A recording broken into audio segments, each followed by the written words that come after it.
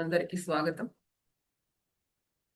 గురుర్బ్రహ్మ గురుర్విష్ణు గురుర్దేవో మహేశ్వరః గురుర్ సాక్షాత్ పరబ్రహ్మ తస్మై శ్రీ గురవే నమః. శ్రీకృష్ణ పరమాత్మనే నమః. గురువర్యుల బ్రహ్మర్షి పితామహ పత్రిజీకి ఆత్మ ప్రణామములు, వర్ణమాలాంబ కర్మస్మాంజలి. సకల గురుమండలికి ఆత్మ ప్రణామములు. విశ్వమాతకు అనంత కోటి కోటి ప్రణామాలు. ప్రత్యక్షంగా పరోక్షంగా ఉన్న ధ్యాన మిత్రులందరికీ ధ్యాన సుమాంజలి. ఓకే మాస్టర్స్, మనం గీతా మకరందంలోకి ప్రవేశించే ముందు చక్కగా ధ్యానం చేద్దాం. హాయిగా కూర్చుందాం, కాళ్ళు క్రాస్ తీసుకుందాం, వేళ్ళు పెట్టుకుందాం. ప్రశాంతంగా చిరునవ్వుతో ముఖాన్ని చిరునవ్వుతో ఉంచుకుంటూ ప్రశాంతంగా కళ్ళు మూసుకుని మన యొక్క ఉచ్ఛ్వాస నిశ్వాసాలు గమనిస్తూ ఉంటాం.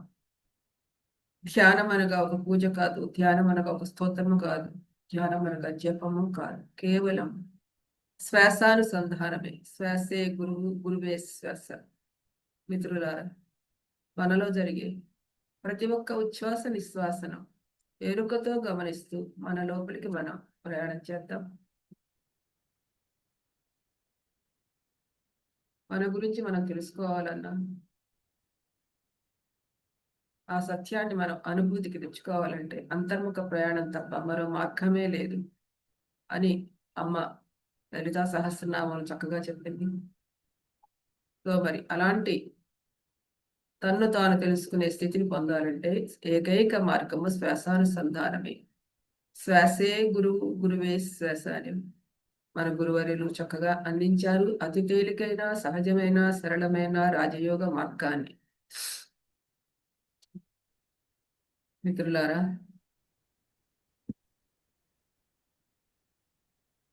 మన శ్వాసతో పాటు మన లోపలికి ప్రయాణం చేద్దాం.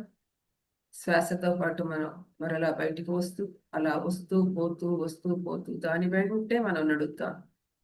శ్వాస వెంటే నడుద్దాం, శ్వాసతో పాటే వెళదాం. శ్వాస కంటే వెనకకు వద్దు, శ్వాస కంటే ముందుకు. శ్వాసతో పాటే మనం ప్రయాణం చేద్దాం, శ్వాసతో పాటే బయటికి వద్దాం. ఆ లోపలికి వెళ్ళినప్పుడు కలిగే చిన్న విరామము, ఆ విరామ స్థితిని మనం గమనించుకుంటూ ఉండాలి. అదేవిధంగా బయటకు వచ్చినప్పుడు కూడా ఆ విరామ స్థితి ఉంటుంది.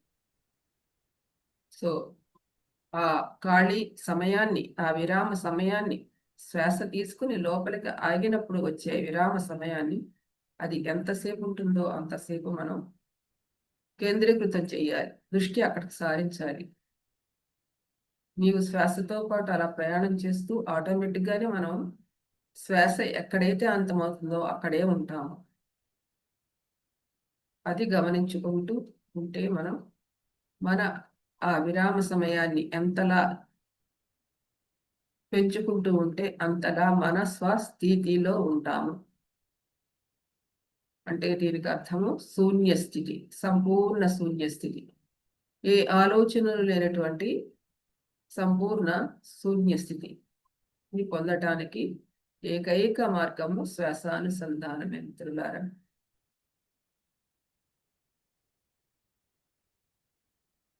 ఆ శ్వాస క్రియను గమనిస్తూ గమనిస్తూ గమనిస్తూ ఉంటే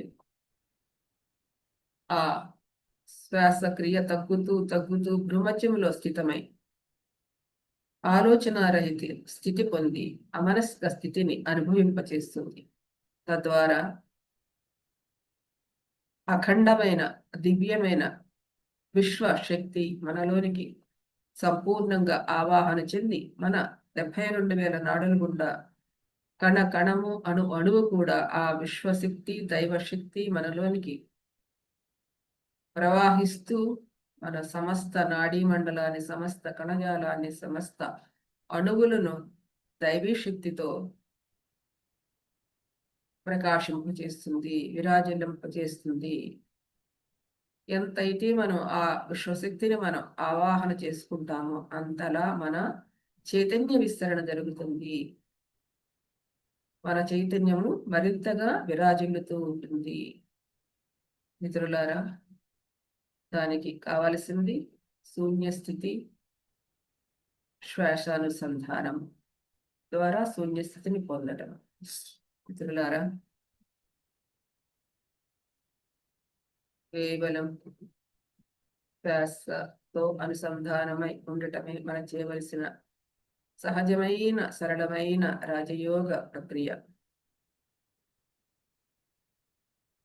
చక్కగా ఒక అరగంట సేపు మనం సాధన చేద్దాం.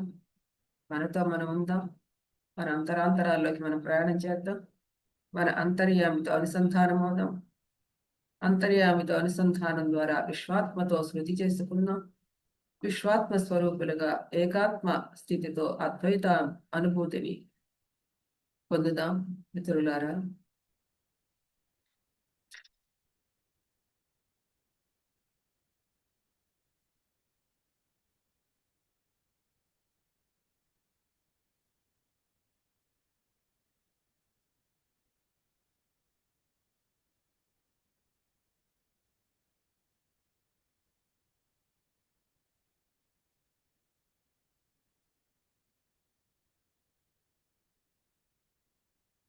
శ్వాసే గురువే శ్వాస.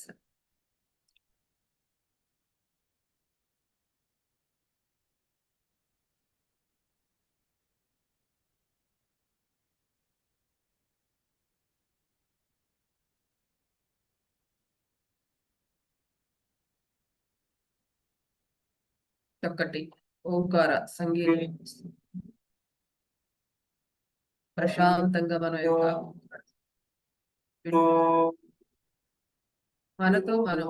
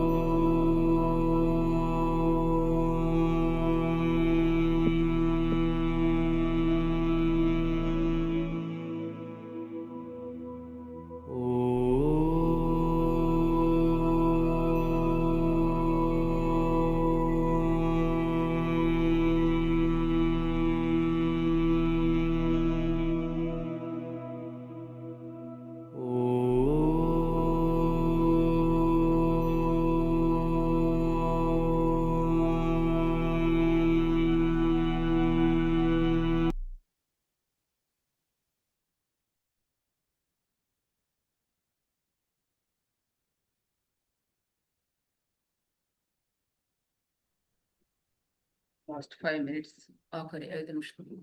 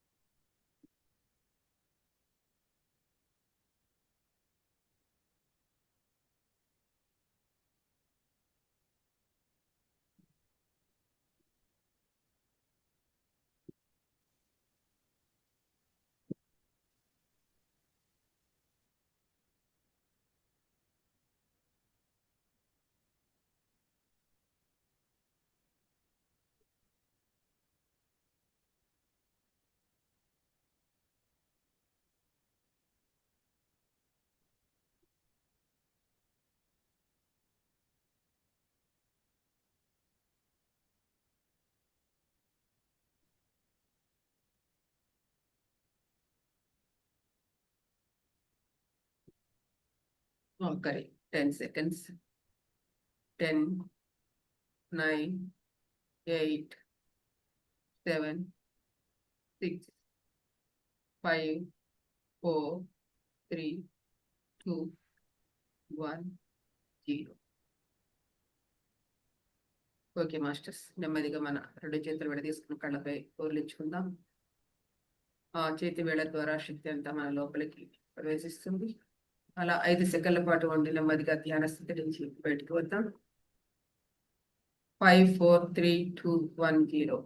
Thank you masters, thank you. ధ్యానం అందించిన గురువారేలు బ్రహ్మర్షి పితామహ పత్రిజీకి, ధ్యానం చేసిన మనందరికీ అభినందనలు తెలియజేస్తున్నాం.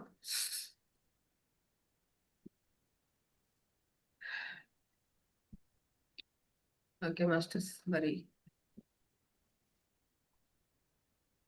నిన్న మనం గీత మకరందం గురించి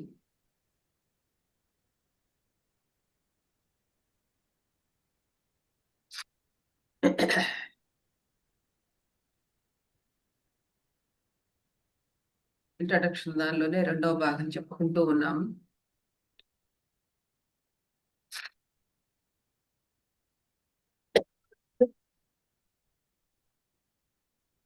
గీతా శ్లోకంతో ప్రారంభం చేసుకున్నాం. వసుదేవసుతం దేవం కంసచాణూరమర్దనం దేవకీ పరమానందం కృష్ణం వందే జగద్గురుం. ఓం నమోऽस्तु ते వ్యాస విశాలబుద్ధే పుల్లారవిందాయతపత్రనేత్ర येन त्वया भारततैलपूर्णः प्रज्वालितो ज्ञानमयः प्रदीप. గీతకి అంజలి ఘటిద్దాం.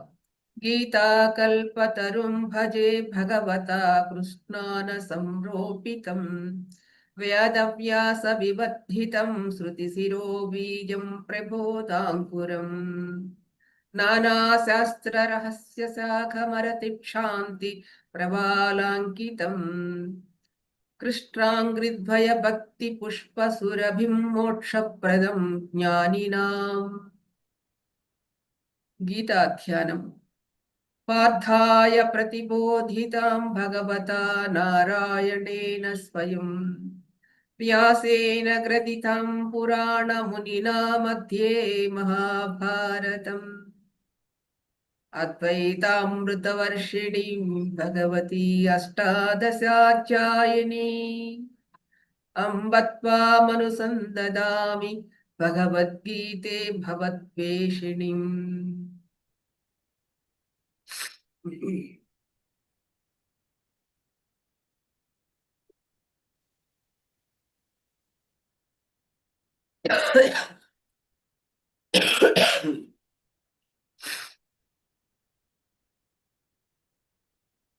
నిన్న భగవద్గీతలో చక్కగా మనం గీతా మకరందంలో శంకర భగవత్పాదులు చెప్పారు కదా, అంటే గంగాజలం ఒక లవకణికి తాగిన ఒక గుక్కిడి తీసుకున్న, అలాగే భగవద్గీతలో ఒక శ్లోకమో ఒక పదం తెలుసుకున్నా కూడా ధన్యులమవుతాం అన్న విషయాన్ని తెలియజేశారు.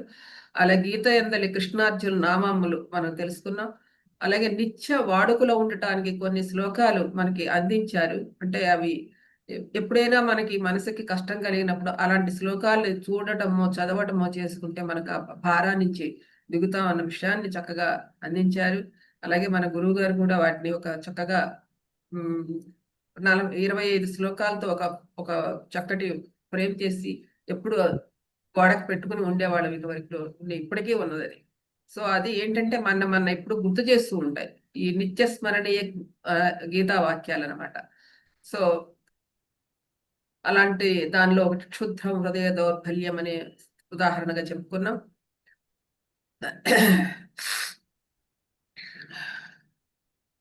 ఇక గీతా భవనం నేను చెప్పుకున్నా. గీత యొక్క భవనం ఎలా ఉంటుందో, నిర్మాత శ్రీకృష్ణ పరమాత్మ, అలంకరణ వ్యాస మునీంద్రుల వారు, ఆకారము 3 అంతస్తులు గలది, పునాది అర్జున విషాద యోగమని, మొదటి అంతస్తు 5 గదులతోనూ, 2వ అంతస్తు 6 గదులతోనూ, 3వ అంతస్తు 6 గదులతోనూ నిర్మాణమై ఉన్నదని, దానికి నిర్మాణానికి కావలసిన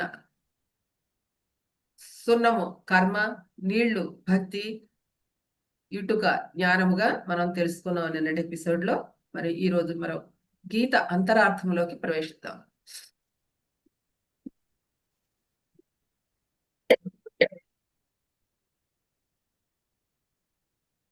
గీత అంతరార్థం ఏంటో చెప్తున్నారు.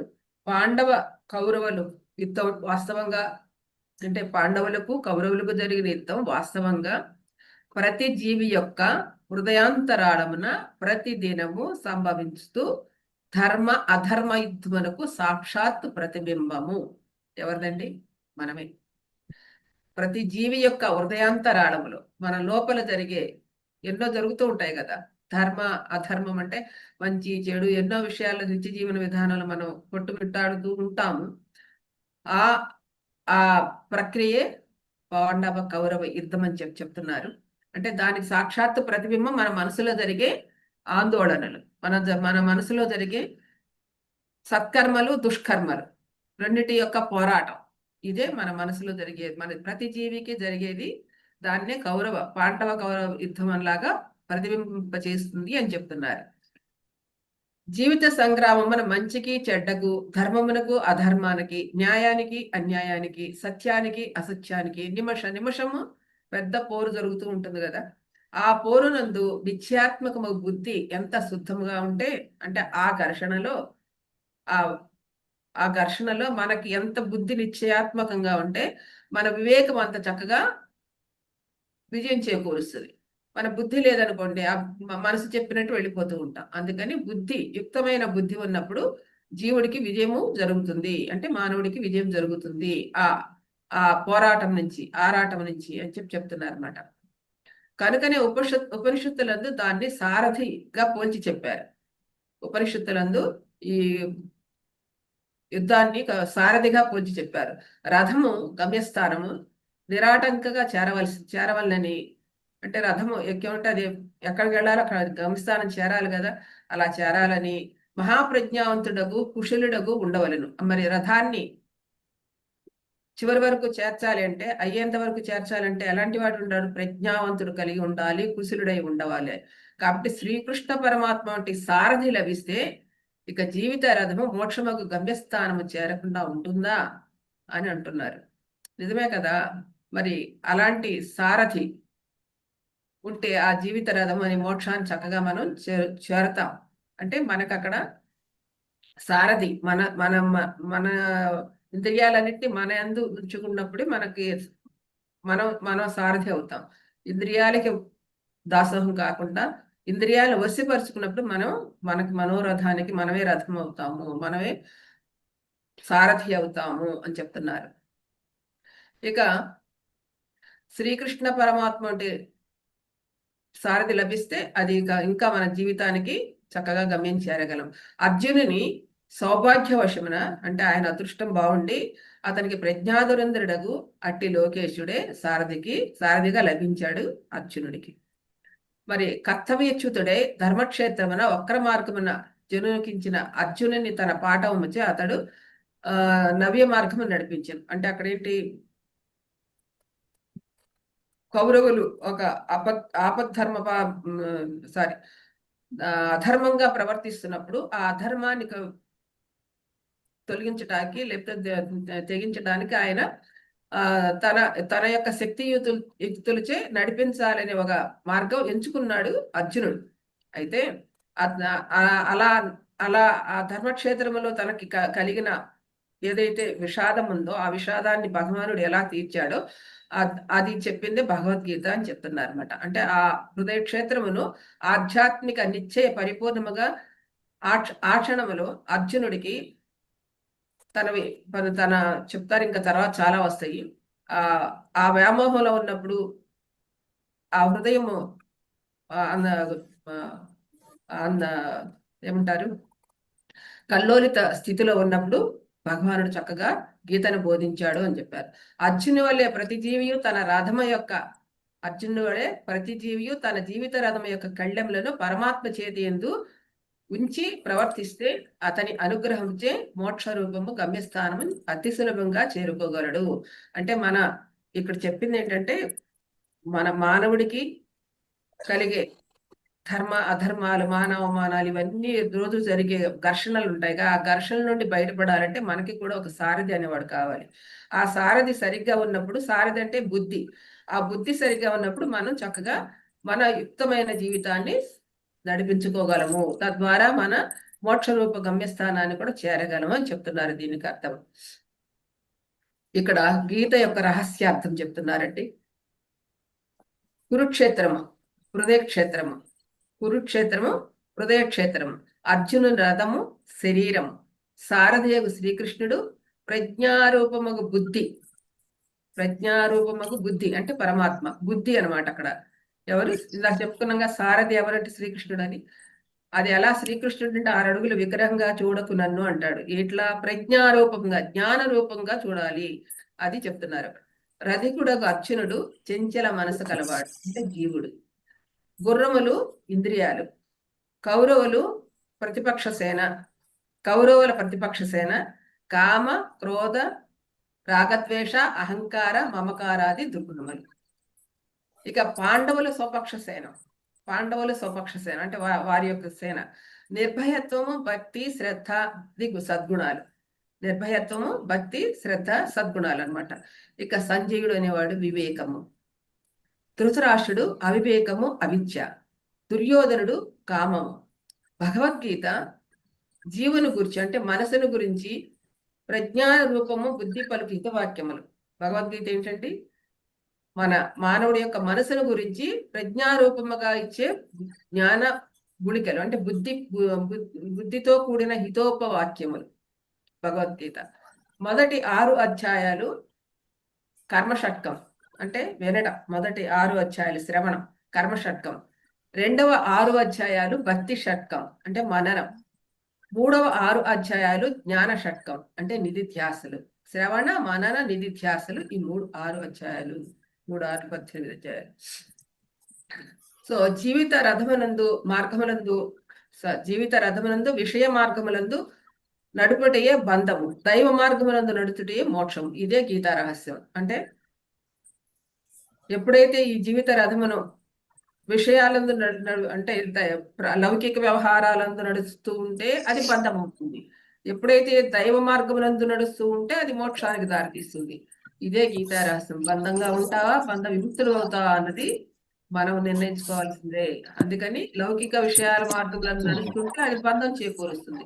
ఎప్పుడైతే దైవ మార్గంలో మనం అన్వేషిస్తూ మన జీవన విధానాన్ని ఆ వైపు మళ్లించుకుంటూ ఉంటే అది మోక్ష మార్గానికి దగ్గర అవుతుంది అని ఇది గీత యొక్క రహస్యము అని చెప్తున్నారు.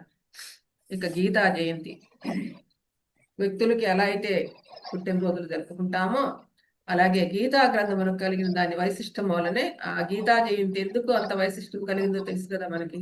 దానికి అపూర్వ గౌరవం లభించింది. అంటే గీత శ్రీకృష్ణ భగవానుడు రణరంగమున అర్జునునికి గీతోపదేశం చేసిన సుదినము, రణరంగములో అర్జునుడికి గీతోపదేశిన సుదినము మార్గశుర శుద్ధ ఏకాదశి కాబట్టి ఆ దినం గీతా జయంతిగా జరుపుకుంటారు. మనకి శ్రీరామ జయంతి, బుద్ధ జయంతి, కృష్ణ జయంతి, దత్తాత్రేయ జయంతి, శ్రీ శంకర జయంతి ఇలాంటి ఎన్నో జయంతులు మనం చక్కగా జరుపుకుంటూ ఉంటాం కదా. అలాగే శ్రీ గీతా జయంతి సందర్భమున కూడా చక్కగా గీతాదేవిని అంటే ఆ రోజు ఆ పారాయణ చేసుకుంటూ దానిలో విషయాలు బాగా తెలుసుకుంటూ గీత మాతను ఎలా పూజించాలో కూడా ఆ విధానం అంతా కూడా చక్కగా తెలపబడిందండి. గీతను ఎలా పూజించాలి, ఎలా అర్చన చేయాలి అన్నది కూడా ఉంది. అది అంటే ఆరాధనా గ్రంథం అని చెప్పి పూజ చేయడం కాదు, అది పవిత్ర గ్రంథంగా భావించి మనం అలా భావించుకోవాలనే విషయం చెప్తున్నారు. ఇదివరకు రోజుల్లో ఇప్పటికీ ఉంటది. ప్రతి దేవాలయము దగ్గర దాని చక్కర వ్యాసపీఠం పెట్టి భగవద్గీతను పెడుతూ ఉంటారు. దానికి పూలు పుష్పాలు వేసి చక్కగా ఇప్పటికీ మన సంప్రదాయంలో ఉంది అర్చించడం అన్నది. గీత అంత పవిత్రమైనది అని చెప్తున్నారు అనమాట. భగవద్గీత మొత్తం 18 అధ్యాయాల పారాయణము వ్యక్తిగతంగా గాని సామూహికంగా గాని జరుపుకోవచ్చు. భక్తులు కొందరు చేరిచు సమిష్టి పారాయణ జరుపుటే సరిష్ట ధర్మం.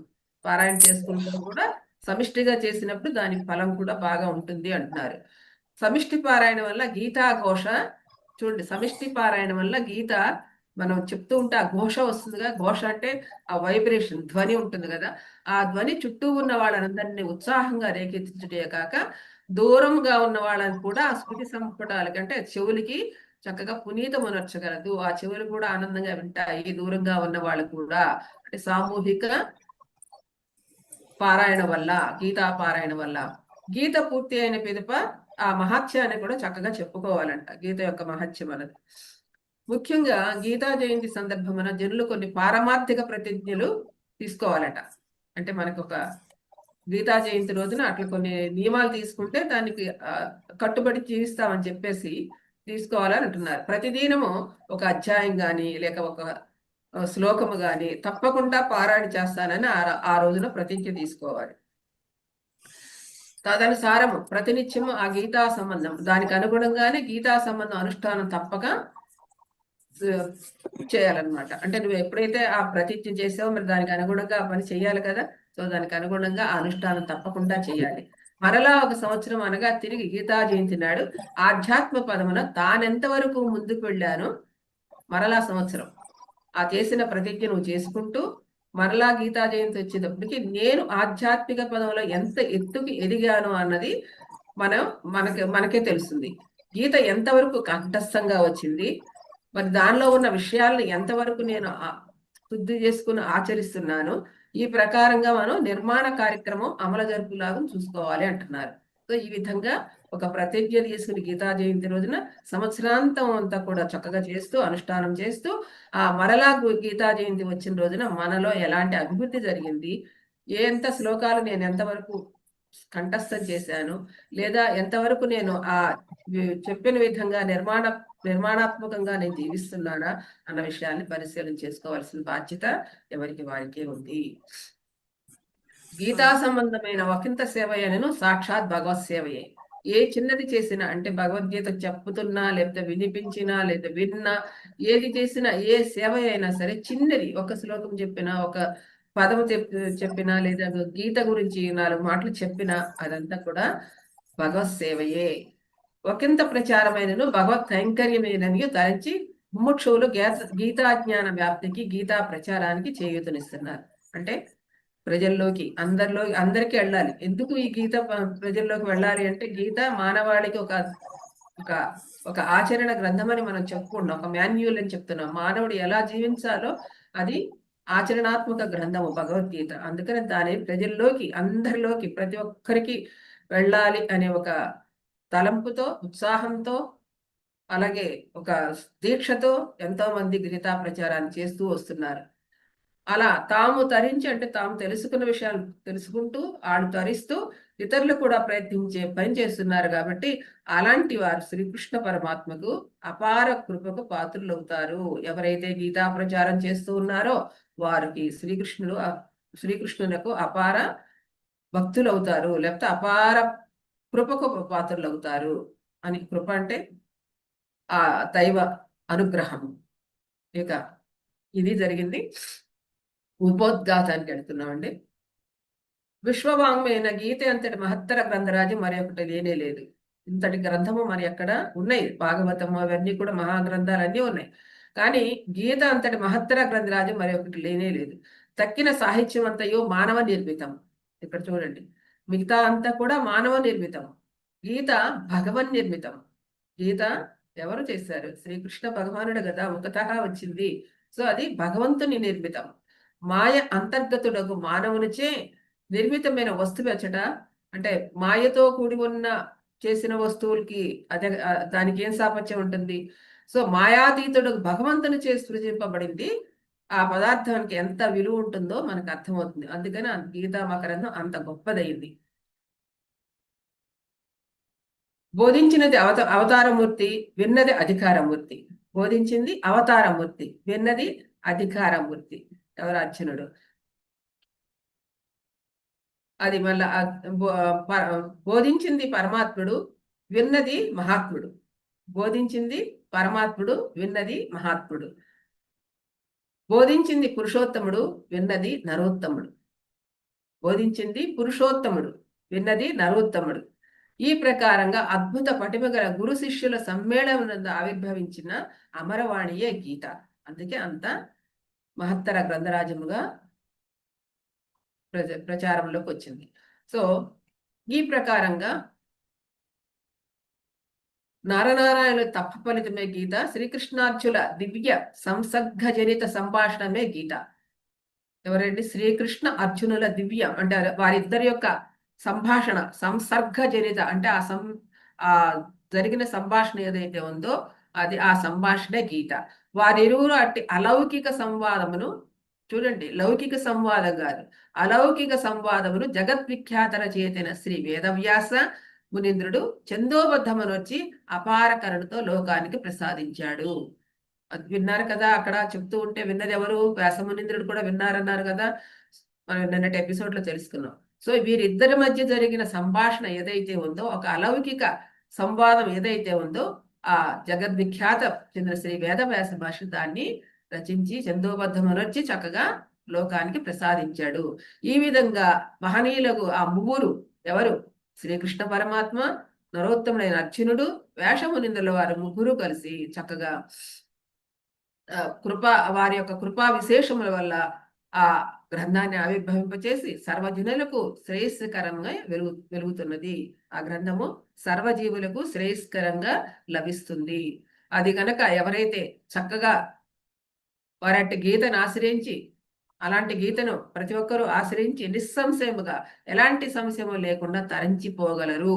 గీత యొక్క అనన్య సామాన్య ప్రతిభను, అఖండ శక్తి సామర్థ్యాన్ని, అపార మహిమను తెలుసుకుంటే, దాన్ని పరిశీలిస్తే ఎవరికైనా దానిపై పరమ పూజ్య భావము, భక్తి శ్రద్ధలు ఉదయించక మానవు.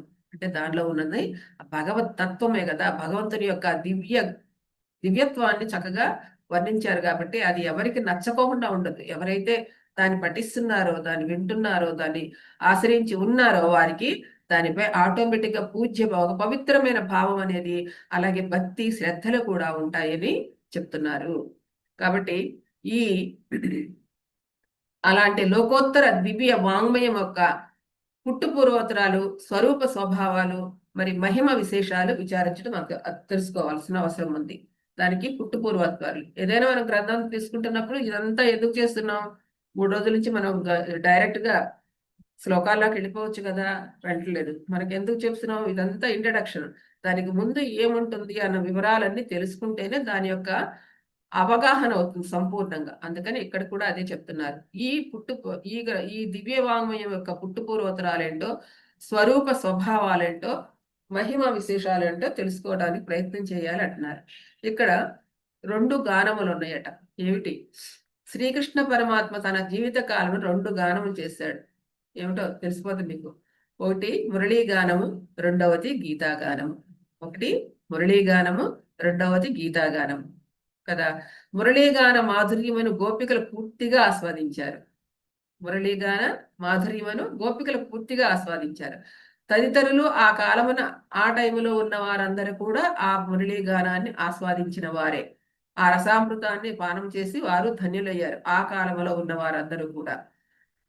మురళీగానము మనకి అది ఎలా ఉంటుందో మనకు తెలియదు. ఎందుకంటే 5000 సంవత్సరాల క్రితం మనం లేం కాబట్టి అది మనకి ఆ రోజుల్లో ఉన్న ఆ గోపికలకు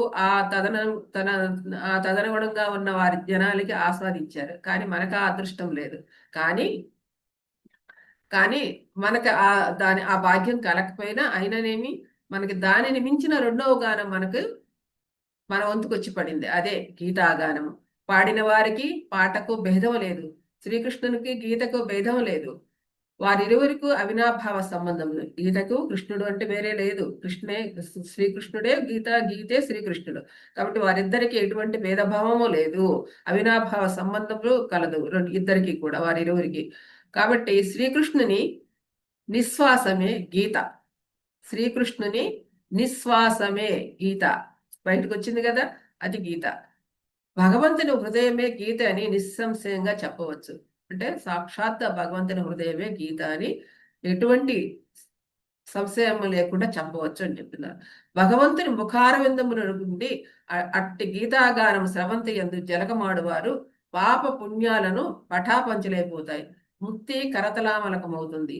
కావున భగవానుని ఈ 2వ గానము గీతను శ్రవణము చేయటం గాని నోచుకున్న ఎవరైతే నోచుకుంటారో, ఈ శ్రవణం చేయటం గాని, వినటం గాని, చదవటం గాని చేస్తూ ఉంటారో వారు భూత భవిష్యత్తు వర్తమాన కాలిక జీవరాశుల యొక్క ఆ భాగ్యం ఏమని చెప్పవచ్చును అని అంటున్నారు. అంత గొప్పది ఆ గీత చదవటం గాని, వినటం గాని, ఏదైనా చేసినా భూతకాలంలో, భవిష్యత్ కాలంలో, తర్వాత కాలంలో కూడా వారి భాగ్యాన్ని వర్ణించలేము అని చెప్తున్నారు. అంత గొప్పది గీత.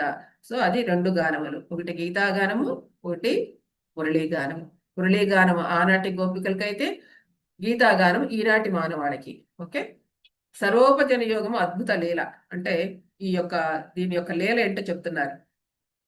శ్రీకృష్ణమూర్తి తన జీవిత కాలంలో లెక్కలేనని అద్భుత సంఘటనలు, ఆశ్చర్యకరముల లీలలు గావించాడు. మనకి భాగవతంలో ఎన్నో తెలుసుకున్నాం. భగవంతుడి యొక్క విన్యాసాలు, విలాసాలు, లీలా వినోదాలు ఎన్నో చూసాం మనం. సో అందుకని ఆయన ఆ సంఘటనలు కావచ్చు, ఆ లీలలన్నీ కూడా ఎన్నో ఉన్నాయి. వాటినన్నిటిని మనం చూడలేదు, అనుభవింపలేదు. భాగవతంలో మనం తెలుసుకున్నాం. కానీ అవన్నీ ఎప్పుడు వారికి అంటే ఆనాటి కాలంలో ఉన్న వారికి, ద్వాపరయుగంలో ఉన్న వారికి సంబంధం అయింది. మనం అన్ని అనుభవించలేదు. ఆ కాలపు వారికి అవన్నీ ఉపయోగపడినాయి. కానీ యశోదా తనయుని వలన, సంభవించిన గీతారూప సంఘటన యొక్క మాత్రము ఈ గీత మాత్రం మనందరికీ అందరికీ వరుస పెట్టి లభించింది. అంటే ఒకరికి ఒకరికనే చదవాల్సిన అర్హత కలిగిన వాడు, దాని మీద భక్తి కలిగిన వాడు, ప్రతి ఒక్కరికి అది గీత మనకి అందించబడింది భగవానుడి ముఖార విందము ద్వారా, యశోద తనైన ద్వారా. ఆ రోజుల్లో వారికి ద్వాపర యుగంలో వాళ్ళు అనుభవిస్తే ఇప్పుడు మానవాళికి గీత మనకి ఒక ఆదర్శమైంది. కావున ఈ గీతోపదేశం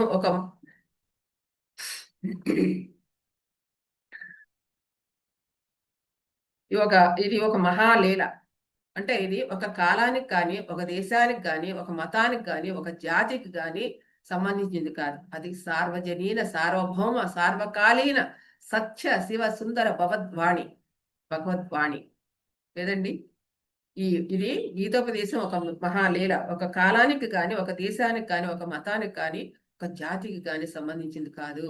అది సార్వజనీన సార్వభౌమ సార్వకాలీన సత్య శివ సుందర భగవద్వాణి. కనుకనే శ్రీకృష్ణుని గురించిన ప్రార్థనలో ఇలా చెప్పబడుతుంది. ఏమని? సారథ్యమర్చన సౌడౌ కుర్యన్ గీతామృతం దదౌ లోకత్రయోపకారాయ తస్మై కృష్ణాత్మనే నమః. అంటే ఏ మహనీయుడు పూర్వమార్జునునికి సారథై వర్తించుతూ ఉల్లోకములందలి జనుల యొక్క ఉపకారార్థం గీతామృతమును వసింగెనో అట్టి శ్రీకృష్ణ పరమాత్మకు నమస్కారం అని అందరూ ఎప్పుడు చేస్తూ ఉంటారని చెప్తున్నారు. ఇక గీత సర్వశాస్త్ర సారం. గీత యొక్క మహిమను గురించి ఇంకా లోతుగా విచారిద్దాం చెప్తున్నారు. చాలా డీటెయిల్డ్గా వెళ్తున్నారండి, తీసుకెళ్తున్నారు. అది హిందూ ధర్మ సాహిత్యము అతి వ్యాపకమైనది. మన హిందూ ధర్మంలో ఇది మనం ధర్మానికి అతీతమైంది ఎవరిది, సనాతన ధర్మం మనకి. సో అది ఈ గీత ఎన్నో శాస్త్రములు, ఎన్నో గ్రంథాలు, ఎన్నో సిద్ధాంతాలు, వీటన్నిటిని చూసి మనుషుడు నిర్ఘాంతపోయి, అంటే వాటిని చదివే ఓపికలు కూడా ఎవరికి మనకి లేవు. వింటమే తెలియదు మనకి, అవి ఉన్నాయన్న విషయాలే చాలా మందికి తెలియదు. అట్లాంటి శాస్త్రాలు, గ్రంథాలు, సిద్ధాంతాలు, వీటన్నిటిని చూసి మనుషుడు నిర్ఘాంతపోయి దేనిని అనుసరించాలో, దేనిని త్వజించాలో దిక్కుతోచక ఈ ప్రశ్నలు వేస్తున్నాడట. ఏమని? ఈ అపార శాస్త్రాపారావారము వధించి వెలికి తీసిన సారభూతమైన గ్రంథం ఏదైనా కదా. ఈ యొక్క ఎన్నో గ్రంథాలు ఉన్నాయి కదా, ఆ అన్ని శాస్త్రాల్లోంచి వేరి కూర్చి తీసింది ఏదైనా ఒక సారమైన గ్రంథం ఏదైనా ఉందా అని అంటే ఉంది. అదే సర్వశాస్త్ర సిద్ధాంత సమన్వయ రూపమగు గ్రంథం ఏదైనా ఉంటే అదే ఆ హైందవ సాహిత్యంలో లభించేది. ఏది హిందూ ధర్మములు అన్నిటిలో కాదు సర్వమత సంప్రదాయ తత్వములు. చూడండి, ఒక హిందూ మతమనే కాదు, ఇక్కడ సర్వమత సంప్రదాయ తత్వములు పరిపోషించినది, మరి వాడికి ప్రాతినిధ్యం వహించేది ఏకైక ప్రామాణిక గ్రంథం ఏదైనా ఉందంటే అది అట్టి ప్రామాణిక గ్రంథము భగవద్గీతయే.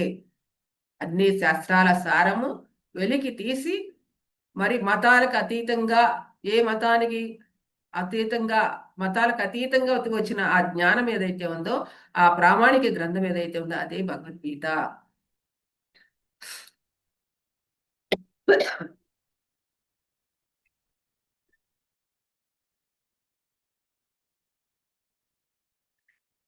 ఈ ప్రశ్నలన్నిటికీ అంటే ఇప్పుడు మానవాళి అలా వేస్తున్నారు, అది సమాధానం ఇచ్చారనమాట. వాని ఈ ప్రశ్నలన్నీ తగిన ప్రత్యుత్తరం కలది ఈ ప్రామాణిక గ్రంథమే భగవద్గీత అని చెప్తున్నారు. అంటే జనాలు వేసే ఒక్కొక్కళ్ళు శోధన చేస్తారు కదండి, ఆ రీసెర్చ్ లో ఇలా ఉందా అన్నది ఎవరైతే ప్రశ్నిస్తారో వాళ్ళకి సమాధానంగా చెప్తున్నారు. ఆధ్యాత్మిక జ్ఞానమునకు సమస్త ధర్మాలకు నిఘంటువు భగవద్గీత. ఆధ్యాత్మిక జ్ఞానానికి సమస్త ధర్మముకు నిఘంటువు ఏదంటే భగవద్గీత. ఎందుకంటే హిందూ మతమునందే కాక సమస్త ఇతర మతాల్లో కూడా ప్రధాన సూత్రాలన్నీ, ధర్మములన్నీ దీని ఎందుకు క్రోడీకరించబడినవి. ఒక హిందూ మతమే కాదు, సర్వమతాల సారము కూడా ఇందులో ప్రధాన సూత్రాలుగా క్రోడీకరించబడినవి అని చెప్తున్నారు.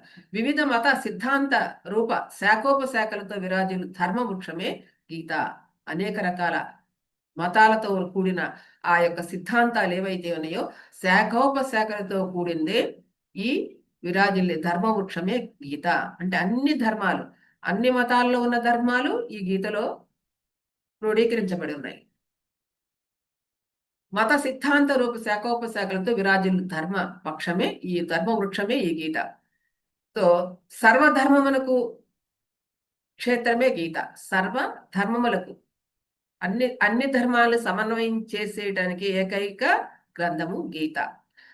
సాంఖ్య, యోగ, న్యాయ, వైశేషిక, మీమాంస, వేదాంతముల యొక్క శాక్త, శైవ, గాణపత్య ఇలాంటివన్నీ ఉన్నాయి శాస్త్రాలు. వాటన్నిటికీ మతముల యొక్క మొత్తం సంప్రదాయముల యొక్క చక్కటి సమన్వయమే గీత యందు కనిపిస్తుంది. అనేక గ్రంథాలు, అనేక మనకున్న ఇవి సాంఖ్య యోగమున యోగాలన్నీ వస్తాయి. అలాగే వేదాంతాల్లో జైమిని, వైశంపాయని వీళ్ళందరూ రచించిన గ్రంథాలన్నిటి యొక్క సారాంశమే ఇందులో సమన్వయం చేసి ఉంది. అన్ని సంప్రదాయముల యొక్క సమన్వయమే దీనిలో ఉంది అని చెప్తున్నారు. ప్రపంచమున గల సమస్త సంప్రదాయముల యొక్క చక్కటి సమన్వయమే గీత యందు చక్కగా కనిపిస్తుంది. కనుక దీనిని విశ్వమత గ్రంథము అన్నారు. దీనిని విశ్వమత గ్రంథము, యూనివర్సల్ స్క్రిప్చర్, యూనివర్సల్ గాస్పెల్, లేదా బైబిల్ ఆఫ్ హ్యుమానిటీ అంటారట. ఓకే, ఏకకంఠముతో సర్వులను దీన్నే పేర్కొన్నారు. అందరూ ఎవరు అన్ని మతస్థుల వారు కూడా ఇది చక్కగా దీనికే ఏకకంఠంతో ఓటేశారు. పూర్వము వల్లభాచార్యుల వారు ఒకనొక భక్తుడు ఇట్లు ప్రశ్నించాడంట వల్లభాచార్యుల వారిని. ఏమని? అయ్యా, అన్ని శాస్త్రాల్లో ఏ శాస్త్రం గొప్పదని వెంట అడిగాడట ఒక భక్తుడు ఆ వల్లభాచార్యుల వారిని. ఆయన ఏం చెప్పాడో తెలుసా అండి? ఏకం శాస్త్రం దేవకీ పుత్రం గీతం అన్నాడట. అంటే ఏంటి? ఏకం శాస్త్రం దేవకీ పుత్ర గీతం అంటే ఏంటి? దేవకీ సుతుడకు శ్రీకృష్ణమూర్తి గానం చేసింది ఏదైతే ఉందో ఆ గీతా శాస్త్రం ఒకటే అన్నిటికంటే భిన్న అని భావము. ఇక ఏ పాట పాడుకోవాల్సిన పని లేదు అని చక్కగా శంకరాచార్యుల వారు కూడా చెప్పారు. అట్లానే శంకరాచార్యుల వారు కూడా అలాగే చెప్పారు. ఆయన ఏం చెప్పారు? గేయం గీతానామ సహస్రం అని చక్కగా రాసిచ్చారంట శంకరాచార్యుల వారు. వల్లభాచార్యులు ఏం చెప్పాడు? దేవకీసుతుడు శ్రీకృష్ణమూర్తి గానం చేసింది గీతాశాస్త్రం, అదే, అంతకంటే మించింది ఏం లేదని చెప్తారు. అలాగే శంకరాచార్యులు ఏం చెప్తున్నారంటే గేయం గీతానామ సహస్రం అని ఆయన చెప్తున్నారు. గీతను విష్ణు సహస్రాన్ని పాడుకుంటూ ఉండాలట జీవితంలో ఎప్పుడు నిరంతరం అని చెప్తున్నారు శంకరాచార్యులు వారు. అలాగే వివిధ గీతల యందు భగవద్గీత స్థానం, దీని గురించి మన స్వామీజీ మనకు చెప్పారు. మనకి ఎన్నో గీతలు గలవు, ఎన్నో ప్రపంచంలో ఎన్నో గీతలు ఉన్నాయి. అష్టావక్ర గీత, అవధూత గీత, రూపగీత, బ్రహ్మగీత, వశిష్ఠ గీత, గణేష గీత, హనుమద్గీత, పరాశర గీత, హరిత గీత, శివగీత, హంస గీత, బ్రహ్మగీత, వశిష్ఠ గీత, గణేష గీత, హనుమద్గీత, ఇలా ఎన్నో గీతలు ఉన్నాయి. అన్ని మనకి అవన్నీ కూడా విశ్వ సాహిత్యంలో చక్కగా మనకి అన్ని వచ్చి ఉన్నాయి. భగవద్గీత యొక్క ఒక్కదానికే గీత అనే నామం చక్కగా రూపడింది అనమాట. అన్ని గీతలు ఉన్న ఒక్క భగవద్గీతకే మాత్రం ఆ గీత యొక్క సులభ శైలి, విషయ గాంభీర్యము, సమన్వయ దృష్టి, సర్వులకు ఆచరణ యోగ్యము అనుష్ఠాన పద్ధతులు అన్ని కూడా అంటే ఇలా వ్యాపకత్వం పొందటానికి, సర్వజన ఆదరణ పొందటానికి హేతుభూతములైనవి. అంటే ఇవన్నీ మనకి భగవద్గీతలో ఉన్నాయి. అన్ని గీతల కంటే ఈ గీతే మనకి అనుసరణంగా అంటే అనుష్ఠాన పద్ధతులకు అనుగుణంగా మనకు చాలా దగ్గరగా తేలికగా సమన్వయపరుచుకునే విధంగా మనకి ఉన్నాయి. కాబట్టి ఈ భగవద్గీత అనేది ఆ నామధేయం అంత ఒక విధమైన విశాల భావముతో మనం ఆరాధిస్తూ ఉంటాం. అంటే ఎలా అంటే కృష్ణుడు బోధించే కృష్ణ గీత అని పేర్కొనబడవలసి ఉండగా చూడండి, కృష్ణుడేగా బోధించింది, కృష్ణుడు ముఖతహా వచ్చిందే కదా. కృష్ణ గీత అనలా, ఏమన్నారు? భగవద్గీత.